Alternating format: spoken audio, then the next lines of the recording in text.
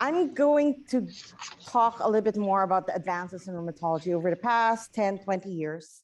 Even though the title says targeted therapy for rheumatic diseases, I'm going to focus a little bit more on rheumatoid arthritis because that's practically where much of the progress has been, followed by spondyloarthropathies. And I'm going to give you a little bit more insight into what's happening with lupus. So these are my objectives. I'm going to talk a little bit more about the disease pathways and particularly why I actually like rheumatology and why I've stayed in this field is all the basic immunology that I learned in medical school. Those are now applicable towards therapies in rheumatoid arthritis, lupus, and other rheumatic diseases. And it really makes life interesting for us rheumatologists. And we are seeing a lot of impact on how we take care of patients, how it improves their lives. And it's a very gratifying field to be in. So I'm going to start with a case. So we have a 24-year-old female with a 1-year history of worsening daily symmetric polyarthritis, so both hands, the MCP joints, the wrists, elbows, ankles, and knees. She has difficulty doing self-care activities such as dressing up, cooking meals. She needs help from family members for that. She has tried over-the-counter medications, particularly NSAIDs, such as ibuprofen, full dose up to 6 months without any relief of her symptoms. Her labs do show when the primary care doctor saw her and did those labs. She does have normocytic anemia, normal kidney and liver function tests. Then her doctor went on to do additional testing such as anti-CCP antibody, and she is positive for that. What is the next best step to treat her pain and inflammation definitively or definitely? Is it with the use of another NSAID full dose for 2 weeks? Should we switch to a COX-2 inhibitor full dose for 2 weeks? Should we give corticosteroids or should we start her on an anti-rheumatic drug, a disease-modifying anti-rheumatic drug such as methotrexate? A? Anybody else? I see somebody holding up 4 fingers. I'm assuming he's saying D. So I'm going to jump into this. So the American College of Rheumatology has been updating constantly their guidelines for the treatment of rheumatoid arthritis. I think since 2000, they've updated the guidelines at least 3 times already because of the advances in therapy for rheumatoid arthritis. In order for this particular patient to get better, we need to treat her rheumatoid arthritis in a definitive manner. And the way to do that is by using a disease-modifying anti-rheumatic drug. And usually what we use is methotrexate. So in this particular instance, she does have particularly moderate to severe disease activity. She should be started on NSAID. And this is, you're going to see constantly this kind of slide coming up on my talks. And this is basically the timeline for all the disease modifiers that have been coming out for rheumatoid arthritis. So before 2000, approximately 1998, we had a lot of these what we call conventional synthetic disease modifying anti-rheumatic drugs. We had methotrexate, sulfasalazine, hydroxychloroquine, leflunomide. You would see a lot of patients usually on methotrexate or a combination of methotrexate plus 2 other drugs in this particular list. Since 1998, and I did actually my fellowship in 2001 to 2003. Before then, when I was actually a resident, I would go to these American College of Rheumatology meetings, and that's probably what clinched the decision for me to go into rheumatology. Apart from the fact my dad's a rheumatologist, which is like, I want to see if I want to do something else than what my dad does, actually. And I'm sitting there in the auditorium, like 10 times the size of this room.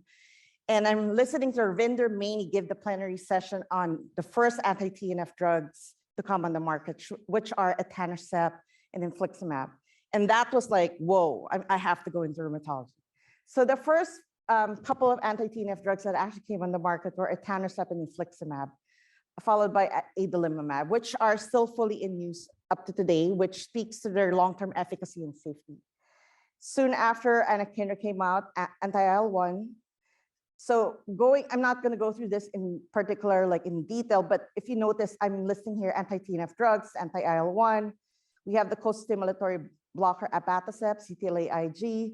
We have used anti-B-cell CD20 drugs, rituximab, which is FDA approved now for rheumatoid arthritis for at least 15 years now. And we also have targets against IL-6, tocilizumab, which might have been more familiar for a lot more doctors now because we use it a lot for COVID patients. And we entered this era of what we call biologic DMARDs, or B DMARDs. You're going to see that in my slides. Then up until about 2013, 2012, the first JAK kinase, Janus kinase inhibitor came out, which is tofacitinib. You might see the commercials on TV. It's called Xeljanz, followed by baricitinib, upadacitinib. Again, baricitinib is another drug that's been borrowed by our intensivists and ID physicians for COVID. And then sometime 2016, this other group of drugs called the biosimilars, technically they are biologics, but they are adaptations of the original drug. So for example, Inflectra, infliximab DYYB, Renflexiv, Avsola, et cetera, are biosimilars on infliximab, and so forth. And I'm going to tell you why that's pretty significant for us. So definitely these drugs have played a role in changing the course of patients with rheumatoid arthritis. So the goals of rheumatoid arthritis management is, at this point in time, it's really early diagnosis. And I tell a lot of physicians this, and I talk to the general medicine physicians a lot. If you suspect somebody has rheumatoid arthritis, even though we have a 6-month, 9-month waiting time for new patients, that's how bad it is right now, call me, text me, because I want that patient in as soon as possible. The sooner the patients get on treatment, closer to the time they start having symptoms, the better they are in terms of responding to treatments. And the treatments are there in terms of symptoms of RA, the pain, inflammation, the stiffness, the inability to do things, slowing the rate of disease progression, improving physical function and quality of life. So this was actually a patient of mine that I saw in my fellowship. Her complaint was I couldn't remove the rings. I was like, how many husbands do you have? But that was a joke I had with the patient, but she technically couldn't do anything at all. She had swollen MCPs. It's very subtle. It's very swollen PIP joints. These were her x-rays. And technically these x-rays were actually read as normal. And I personally, and I've asked all the fellows this all the time to look at the x-rays themselves, it's very subtle. She has periarticular osteopenia and some joint space narrowing. That's all she had, but this was read as normal. If I can get 90%, 100% of my patients with rheumatoid arthritis at this stage, where it's within 6 months to 2 years of onset, they have the best chances of not developing these other rheumatoid arthritis features where they have severe subluxation of the joints, severe erosions on x-rays, very deformed hands. We hardly see these patients anymore actually in our clinics unless they were not diagnosed early, unless they're part of the 10% that are still refractory to the current treatments we have, or unless they were undertreated by the rheumatologist. So our goal is for patients not to get to this point. Our goal is to keep them here and maybe reverse some of these findings. And just a reminder, rheumatoid arthritis as a name is a misnomer. We still get a lot of patients actually who develop eye problems, particularly scleromalacia perforans, scleritis, who are breaking through still on our biologic drugs. We still get patients who develop atlantoaxial subluxation. This is one where it's actually vertically subluxing into the brainstem through the foramen magnum, where the dens is going up there. The #1 cause of mortality for rheumatoid arthritis is actually premature cardiovascular disease. So it's not very uncommon for our patients with rheumatoid arthritis or any other rheumatic disease for that matter, especially lupus patients, to come to the ER with an MI and they're only 25 years of age. And there's also a lot of cases of interstitial lung disease still happening in our rheumatoid arthritis patients despite biologic therapies. So I'm going to make this slide very simple. So the patients always ask me what causes rheumatoid arthritis. And just as a reminder, there is a preclinical phase of rheumatoid arthritis before it transitions over to a clinical phase. Usually there's some kind of environmental exposure, such as smoking. They might have periodontal disease. That's why dentition, healthy dentition is actually quite important among our patients, especially RA. There's also issue with gut microbiome.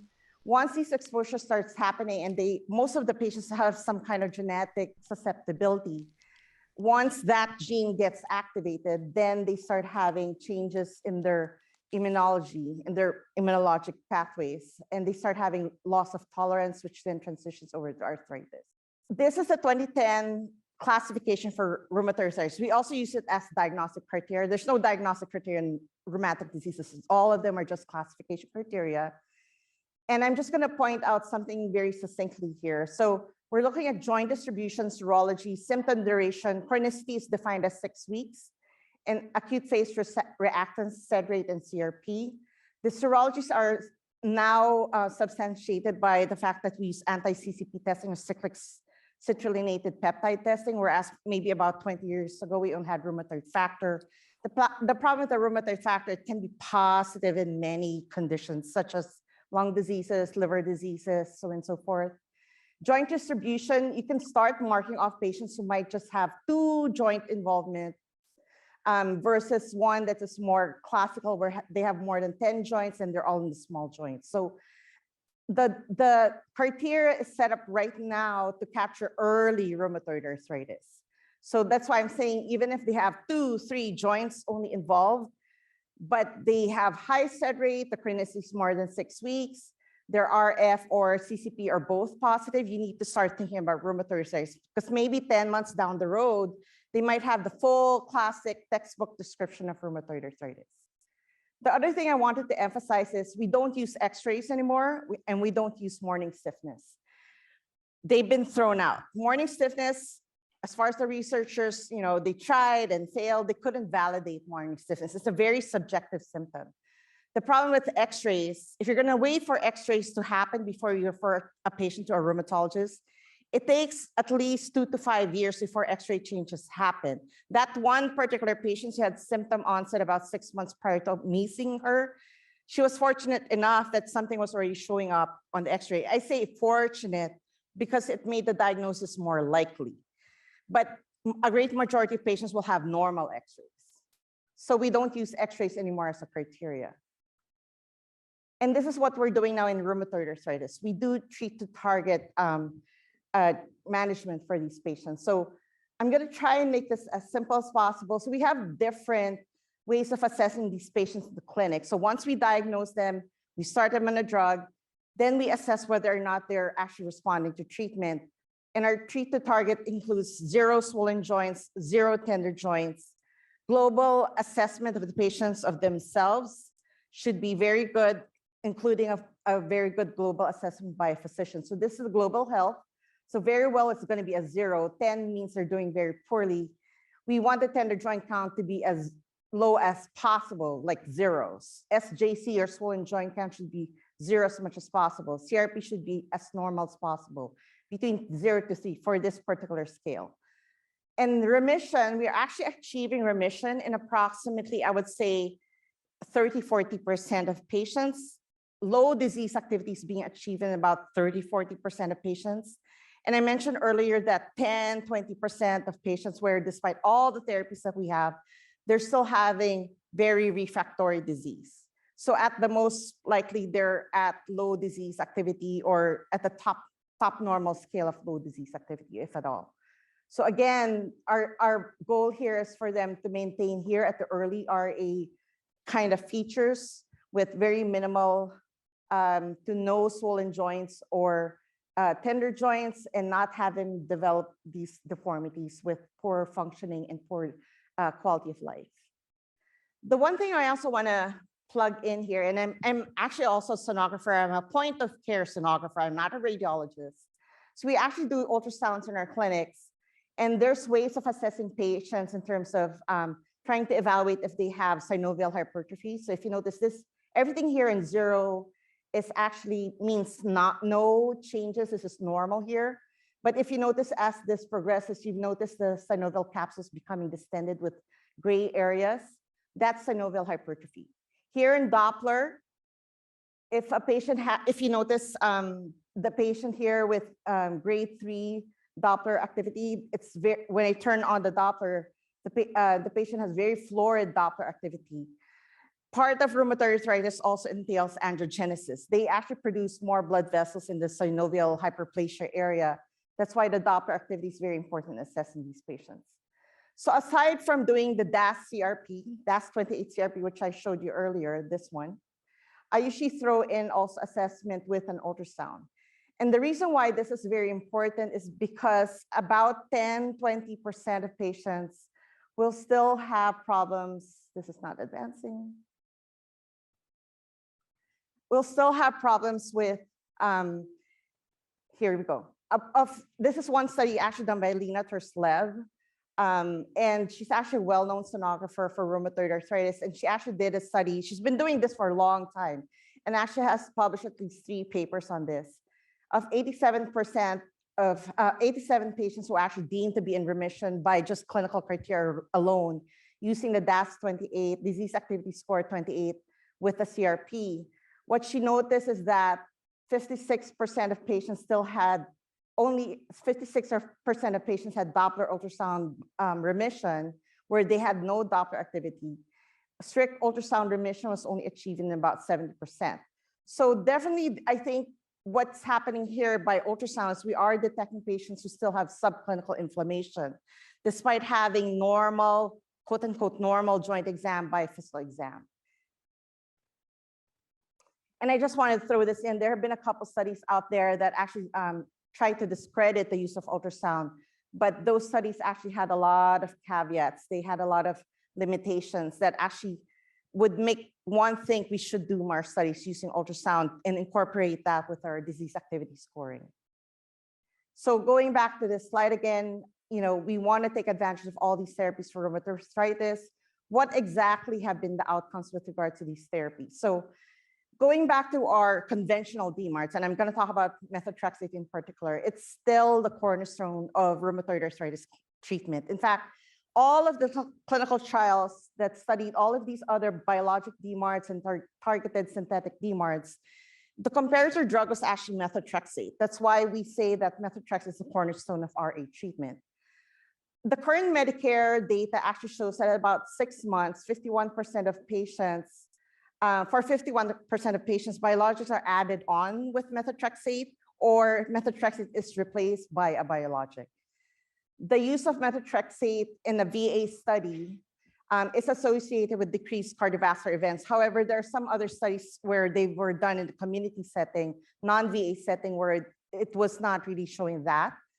Methotrexate use with biologics is definitely associated with increased efficacy of treatment. And there's decreased incidence of what we call anti-biologic drug antibodies. For example, infliximab, which is a chimeric protein. It's part mouse and part human. We have to start methotrexate along with infliximab on those patients so that they don't develop drugs against infliximab.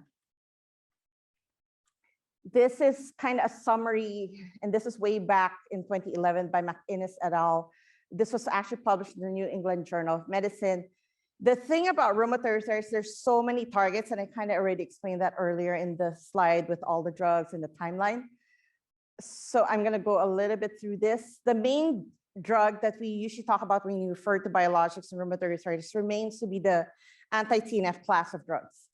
And this is kind of honing down on my statement earlier that rheumatoid arthritis is not about just joints. It's a systemic disease. So TNF alpha has systemic effects. We have patients who actually might have fever of unknown origin. We get called on consults at the hospital for that. Patients with rheumatoid arthritis tend to have more accelerated osteoporosis. Rank ligand is actually upregulated in patients with RA.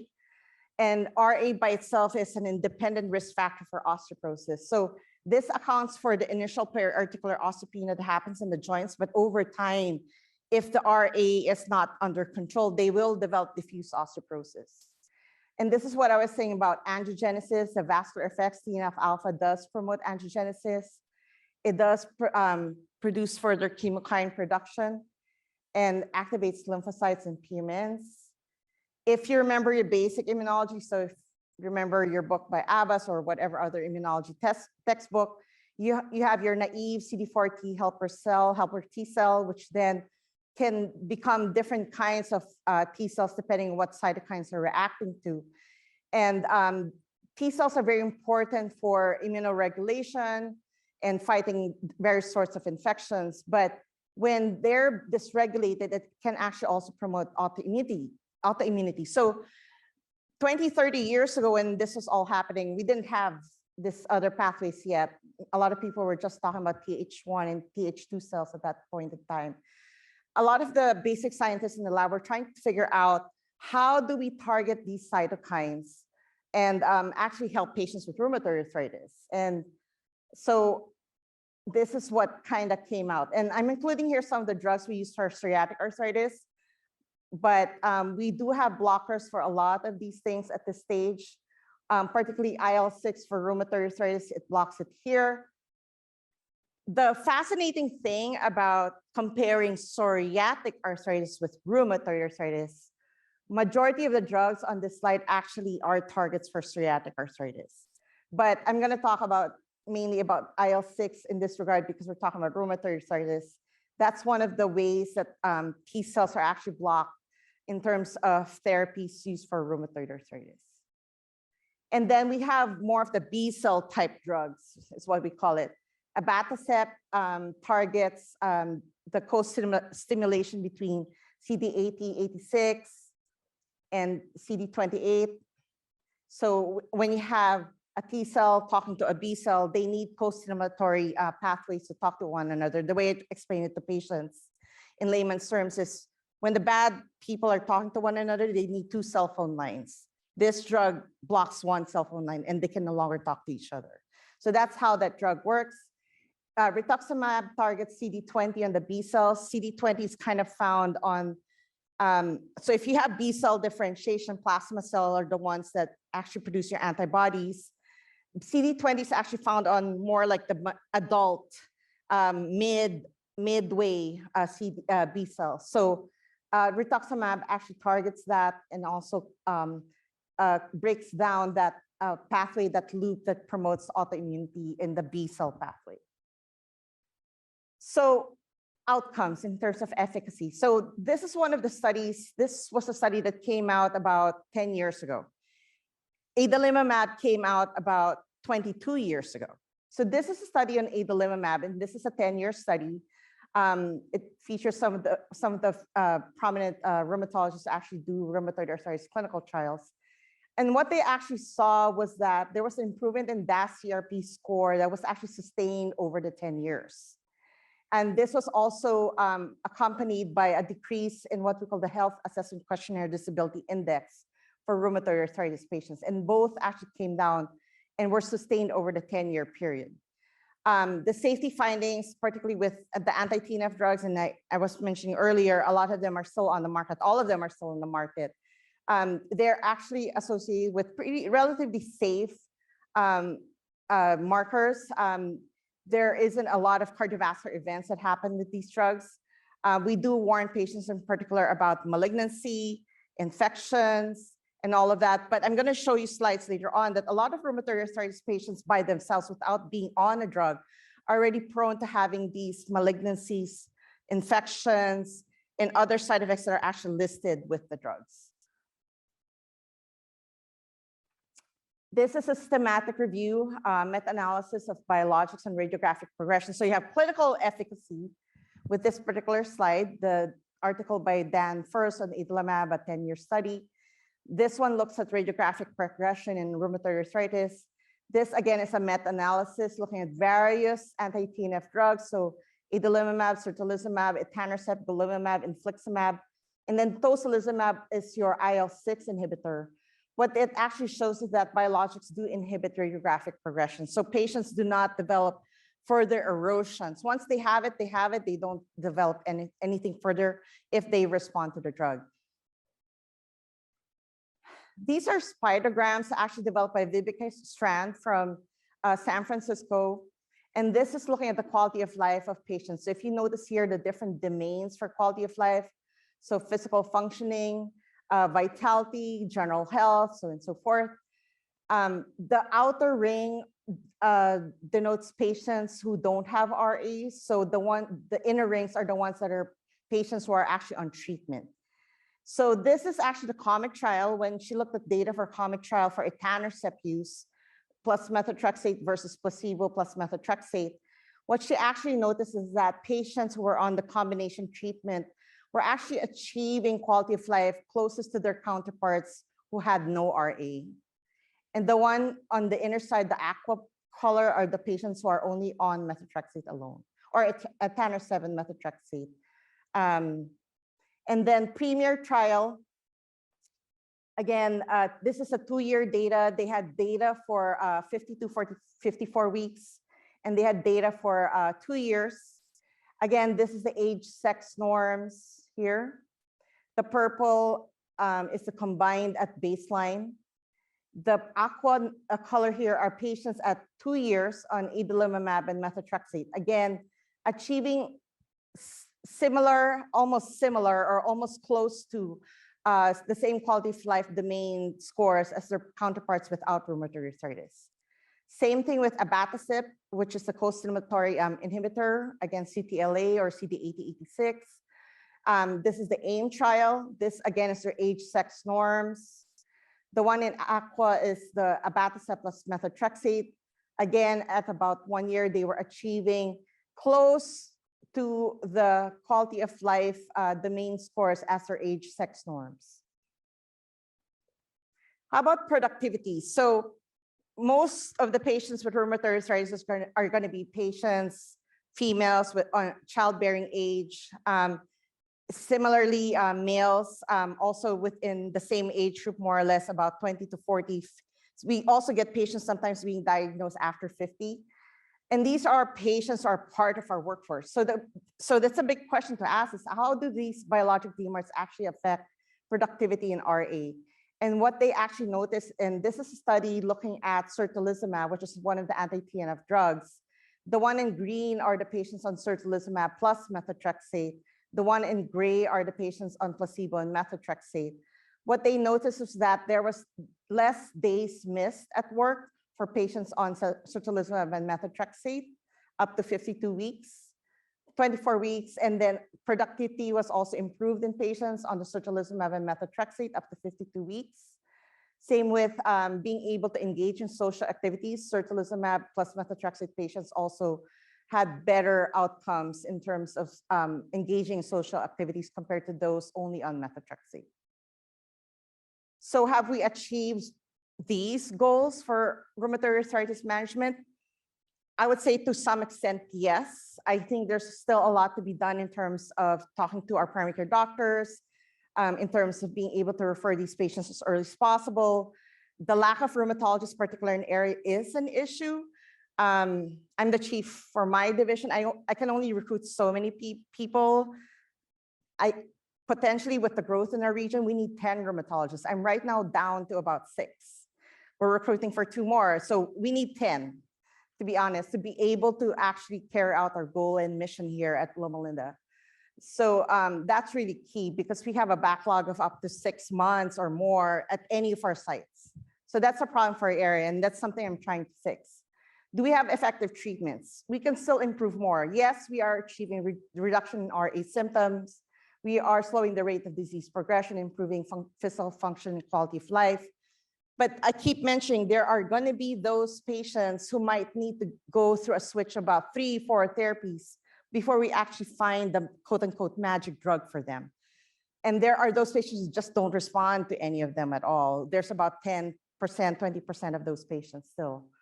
So a lot still needs to be done for rheumatoid arthritis, but this is where we've actually progressed the most in terms of management, treat to target management for our rheumatic diseases. So there's one thing about talking about the disease itself, but we also have to talk about comorbidities. So again, these are patients in their 20s, 30s, 40s, they have rheumatoid arthritis. They're prone to having any of these 6 problems: malignancy, osteoporosis, infections. Because of the immune system being so imbalanced, even without exposure to steroids, without exposure to any of the biologics, they're already prone to having infections. That's why one of the things I ask patients who are new to my practice, I ask them, do you keep getting infections over the past 2-3 years as compared to before? Were you not having infections? The incidence of infections actually has risen among patients with rheumatic diseases, even without being on therapy. They're also prone to having depression. But the number one problem on these patients, in this patient population, is actually ischemic cardiovascular disease. So let's talk a little bit about infections and rheumatoid arthritis. Again, this is what I was talking about. RA patients compared to their normal counterparts, non-RA counterparts have higher infection rates. Infections to some extent are diminished on patients in biologics. I've gotten patients before who have rip-roaring rheumatoid arthritis. I try to put them on something, but then another doctor will tell them, don't go on those therapies. You're going to end up in the hospital with an infection. I'm not discounting the fact that that's not a possibility, but they have a higher risk of death if we don't get their rheumatoid arthritis under control. So, and I always tell patients, you're coming from a hyper-functioning level of immune system activity. I'm trying to get you just down to normal. If you start having infections, you have to call me, then I have to tone down or adjust your treatment. I'm not trying to wipe out their immune system and replace it with something else. They start confusing things that's happening in oncology, and I tell them that's not what we're trying to do. So I make sure the patients understand that. And I'm always available by my chart, email, or whatever. You can always email me.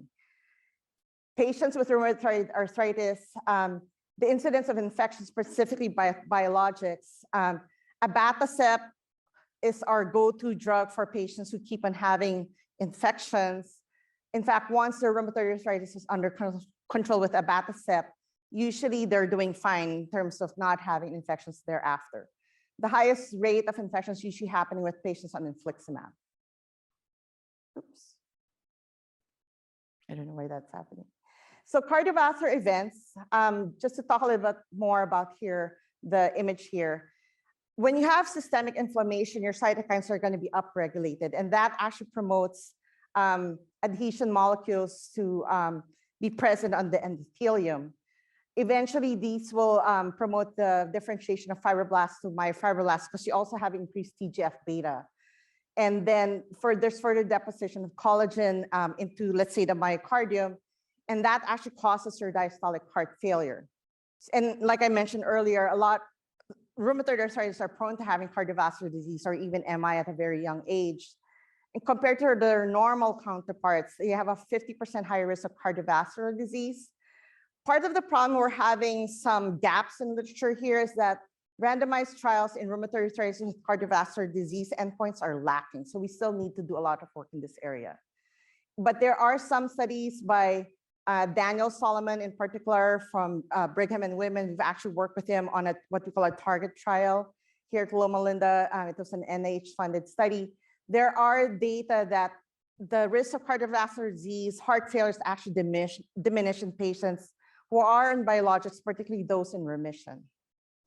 This is one particular study in 2011 from the Corona database, which is a huge database of rheumatoid arthritis, up to 10,000, 11,000 patients.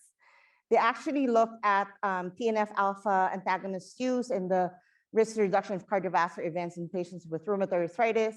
So just to highlight a few things here, this third row here refers to patients on TNF antagonists. So when we compare it to patients on methotrexate or non-biological DMARDs, their cardiovascular events are much diminished in terms of MI, stroke, cardiovascular related death, and composite cardiovascular events.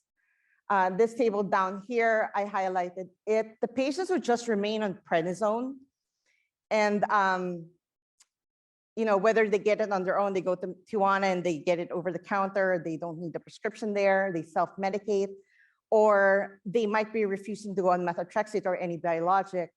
A lot of cardiovascular events are actually being driven by prednisone use, not necessarily by the TNF antagonist or methotrexate use. And I also wanted to point out here that the hazard ratio is actually lower for patients who are actually on TNF antagonists. So this is particularly what our goals are for rheumatoid arthritis. And definitely there are also issues with osteoporosis and malignancy. I'm going to touch a little bit more on osteoporosis. That's one of the things I'm actually also engaged with. So this is a case. So this is a 55-year-old Caucasian woman who sustains a subtrochanteric fracture of her right hip. So this is a ground level fall. She fractured it while just walking, and she tripped over a rug. This is not like a fall from a height. So orthopedic surgery actually admits the patient. We have what we call a fracture lacing service here at Loma Linda University, and I also work at the county hospital now called Riverside University Health System. We run the fracture liaison services over there. So ortho refers these patients to us. When we did a risk assessment on the patient, she has a history of type 1 diabetes mellitus. RA was on methotrexate or prednisone for about 4 months, up to 10 milligrams, but now under control with adalimumab for the past 10 years. Her mother had a fracture of her right hip about 5 years ago. And this is her weight and height. So which of the following are the patient's risk factor for osteoporosis? I already mentioned rheumatoid arthritis. How about the others? So all of them actually are risk factors for osteoporosis. So RA definitely because rank ligand upregulation. Prednisone 5 milligrams a day for 3 months is the minimum exposure that already predisposes to osteoporosis. And I also tell patients who get injections into their spine or other forms of steroid formulations, if I convert that and calculate that according to prednisone, in terms of prednisone, they can also have significant exposure. Type 1 diabetes is actually a secondary osteoporosis risk factor also, but some endocrinologists now consider type 2 diabetes also as a risk factor. Parents with hip fracture, a family history of hip fracture, particularly in parent, is a risk factor. So I always talk to the residents when we have these fracture liaison service consults. There's osteoporosis diagnosis 3 ways. So one is by DEXA. Everyone's very familiar with that. You have a negative T-score at any site. I don't like the reports that say hip negative 1.5 osteopenia. And then vertebra, negative 2.8 osteoporosis. The requirement really is just to give one diagnosis. The worst score gives you the diagnosis. So when we get a T-score of negative 2.5 or lower in any site, that's already osteoporosis. The second one is just by having a fragility fracture.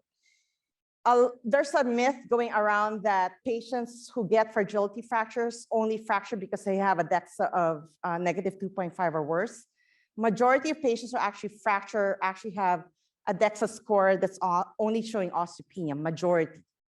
So a lot of patients actually are not being diagnosed as osteoporotic on DEXA. This is the third way, and this is through the fracture risk assessment tool. If you just Google University of Sheffield FRAX, this will come up. So in this particular case, she's Caucasian. I put her age in, I put her weight and height. Then I tick off all the yeses and nos here. So she has rheumatoid arthritis, she's had steroid exposure, her parent had a fracture, and she has type 1 diabetes. I don't have a bone density on her, but I can still use this tool. And this is what's calculated. Her 10-year probability of fracture is about 23% for a major osteoporotic fracture, 2.3 for hip fracture. The cutoffs are 20 and 3. MOF 20, hip fracture 3. She's scoring above 20 for a major osteoporotic fracture. The fact that she already had a fracture, I didn't have to do this. I can just start her on treatment. But I went ahead and did this. If she didn't have a fracture, I went ahead and did this. This already tells me she has to go on treatment regardless of what her bone density looks like. So in this particular case, she probably needs to go on something that really builds up the bone, one of the anabolics. But just to go back to our talk here, bone loss attenuation in RA patient DMARDs. Once patients are treated for their rheumatoid arthritis, the use of biologics and targeted synthetic DMARDs for rheumatoid arthritis, if they go into remission or near remission, actually improves their bone density, their bone loss. So here at the femoral neck, this is one study from, I think this is done in China. They actually looked at femoral neck improvements over time, and there was actually improvement in their bone loss when patients were on DMARDs for their rheumatoid arthritis. So that's it for rheumatoid arthritis. I'm going to be switching gears a little bit here. So I have another case.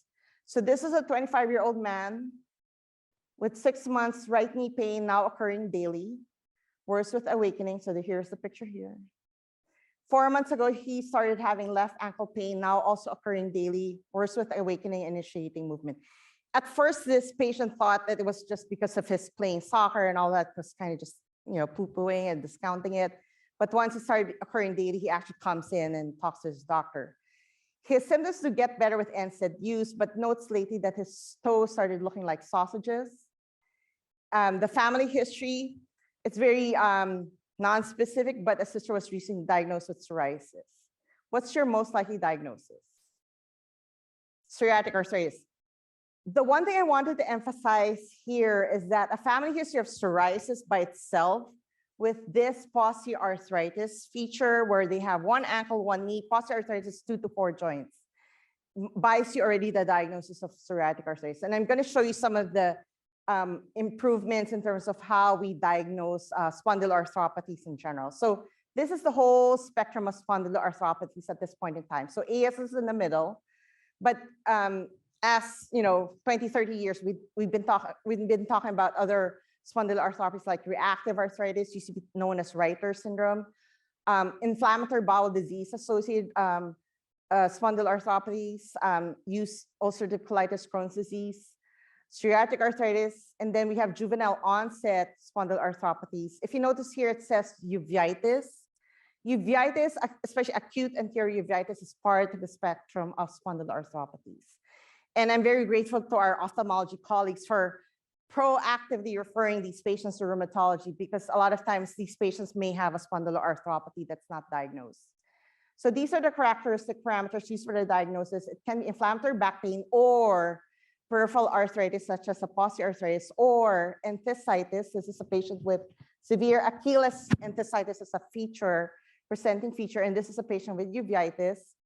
The imaging initially was read as normal, but if you get an MRI on these patients, it will show bone marrow edema along the sacroiliac joints, which is a predisposing feature of precursor to an erosion. About 20% of patients may have a normal SED rate CRP, majority do have a high SED rate CRP, and they do have a good response to NSAIDs usually. And one thing I also wanted to emphasize, for the longest time, we've been teaching medical students that AS is predominantly a male disease. It's not. So for over the past 10 years, a lot of studies, especially in Scandinavia, and now here in the US, the incidence of ankylosing spondylitis among males and females is actually equal. So I just want to dispel that myth. Another update, and this is what I was emphasizing earlier, or here is encircled in red. It's inflammatory back pain. So definitely a spondyloarthropathy. They're waking up with back pain. That's inflammatory joint pain, back pain, inflammatory back pain, spondyloarthropathy. But it's or. If you get patients who have synovitis, that's asymmetric, usually in the lower limbs, you have to think about the spondyloarthropathy. And you ask for a family history, you further look at their tendons, the patellar tendon, quads tendon, triceps tendon. They have tenderness there. That's what we call enthesitis. They have a family history, a personal history of psoriasis, Crohn's disease, urethritis, cervicitis, buttock pain, or sacroiliitis. So just to emphasize, you can diagnose somebody with what we call peripheral spondyloarthritis, even if they just have peripheral arthritis plus any of the following. It doesn't always have to be back pain. And this is the pathogens of psoriatic arthritis. This is what I was saying earlier. There's a lot more applications of how T cells actually differentiate, and the targets of psoriatic arthritis have been elucidated in terms of those contexts.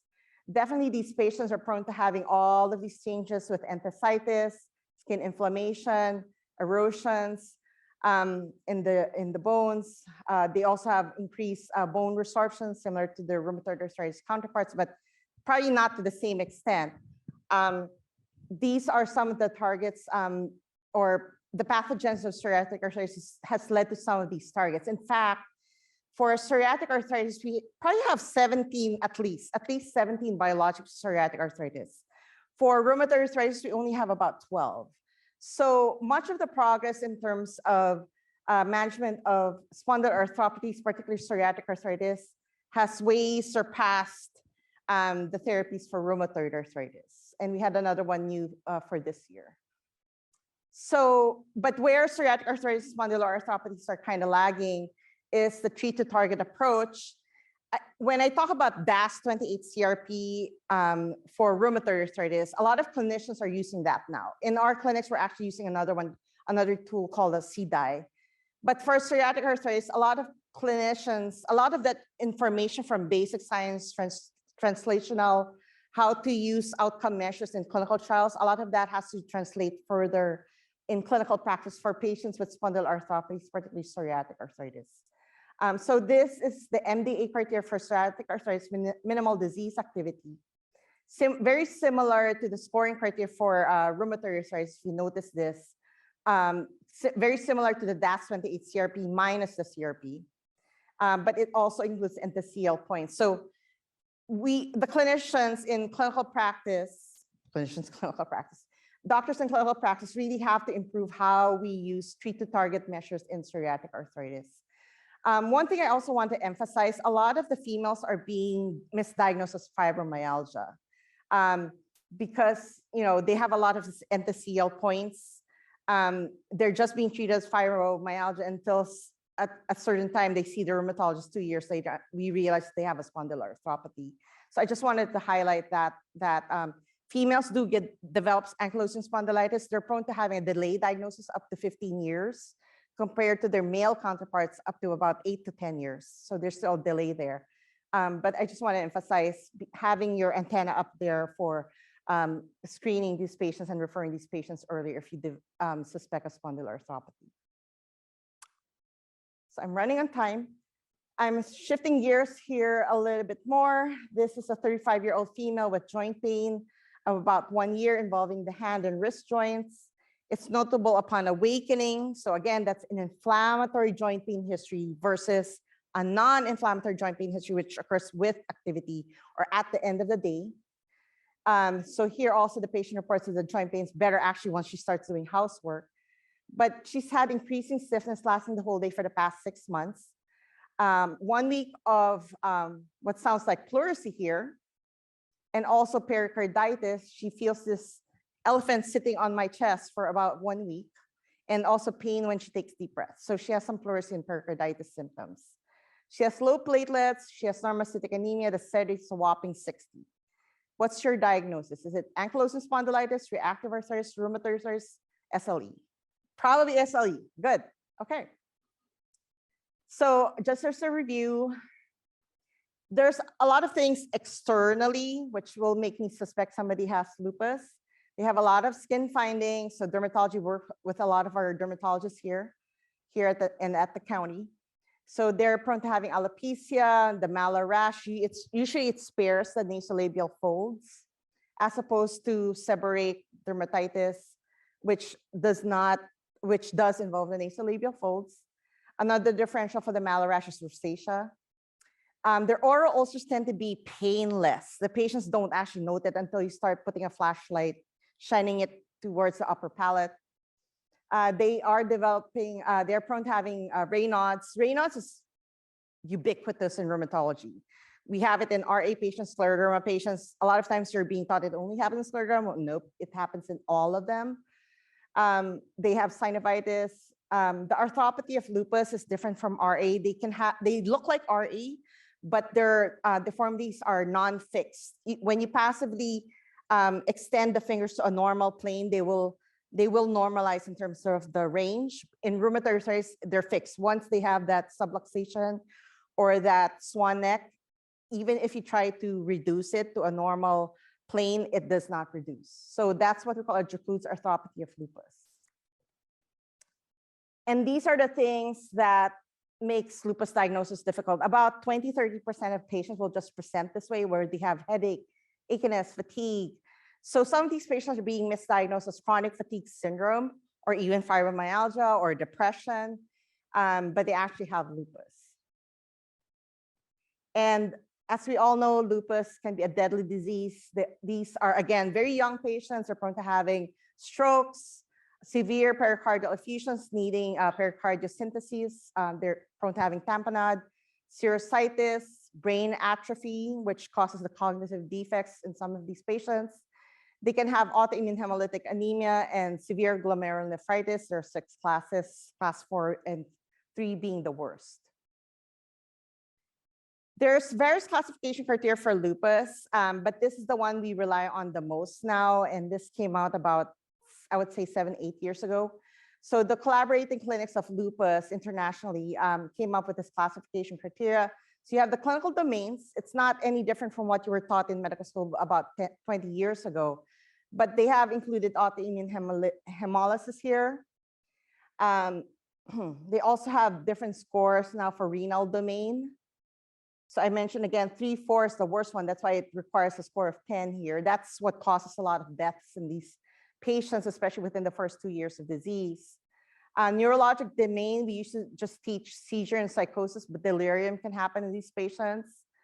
And the cutaneous domain actually has been expanded to include alopecia and either subacute or acute cutaneous lupus also. And the immunologic domains have also been expanded. So about 50% of lupus patients do have antiphospholipid syndrome. It's very similar also vice versa, antiphospholipid syndrome, about 30% of them develop lupus also. Complements are now part of the criteria. And the antibodies are still the same. We still rely on double-stranded DNA, but it's not unusual for us to see patients with lupus who only have an SSA or RNP. And if you notice this slide, it's a lot more lacking compared to rheumatoid arthritis. But I'm going to tell you now, I do see over the next 10 years, this is going to be filled up with a lot of therapies.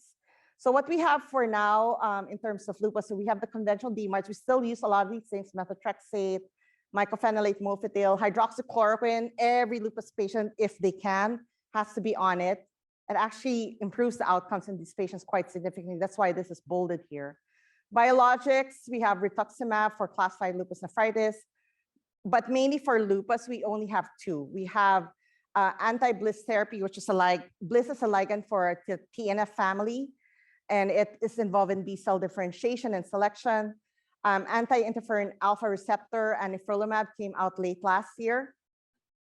And basically, I'm going to slip a few slides. These are the pipeline targets as of 2020. So a lot of the clinical trials are now going on for lupus, and I'm quite hopeful we're going to have some of these therapies in place quite soon. But the reason why lupus is a very difficult disease to figure out, there are different, the disease is very heterogeneous, and one patient may have a predominantly different B-cell loop compared to another patient. They might have more BAFF stimulation. Another patient might have more problems with co-stimulatory molecule signaling and so forth.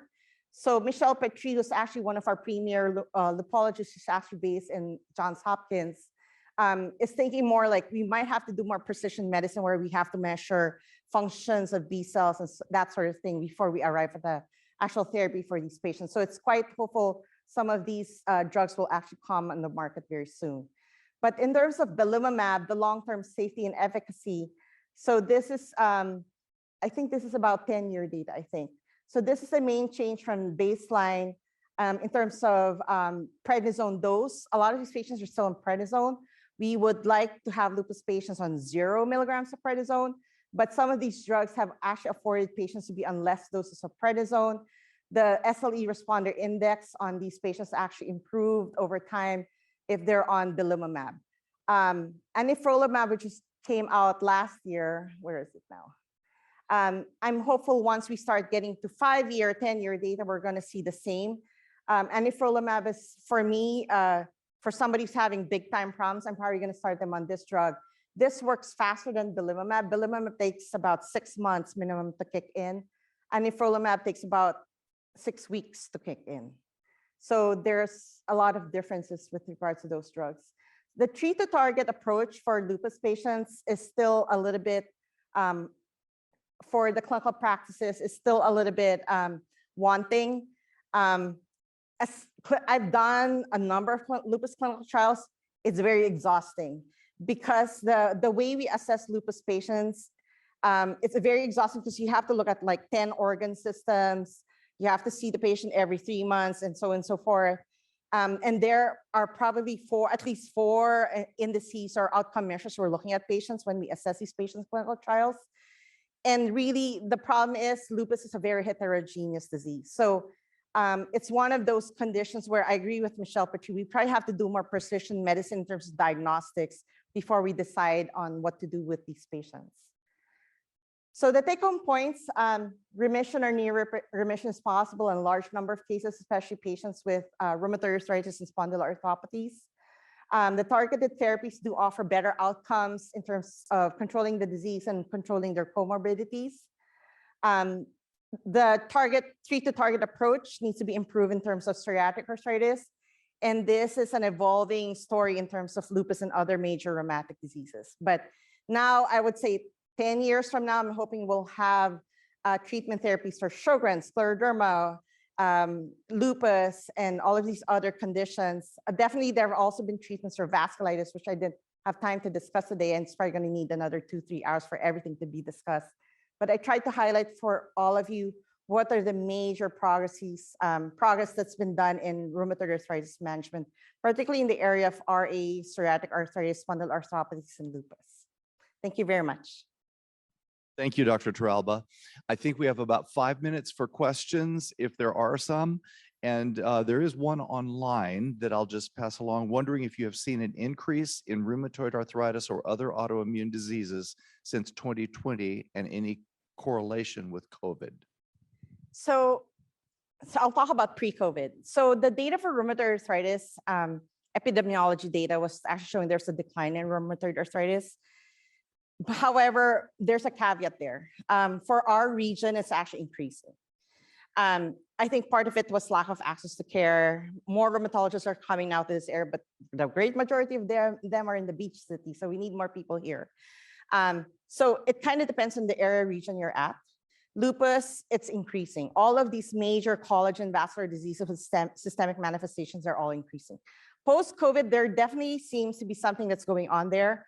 We were handling COVID patients here in the hospital because we were in charge for a while of cytokine storm patients and prescribing tocilizumab for these patients. But we have seen a whole trove of patients who have now developed autoimmune disease post-COVID. So that's a story that's still evolving. That's very interesting. Questions? Yes. What about the patient that responds to infliximab, say, and then develops intolerance for that drug? Do you have other good choices?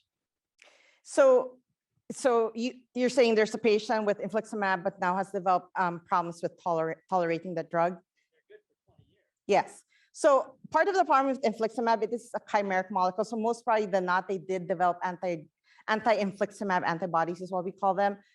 You're looking at 10 different options for the patients. So another TNF inhibitor that's not a chimeric drug, that's another possibility. We can use IL-6 inhibitors.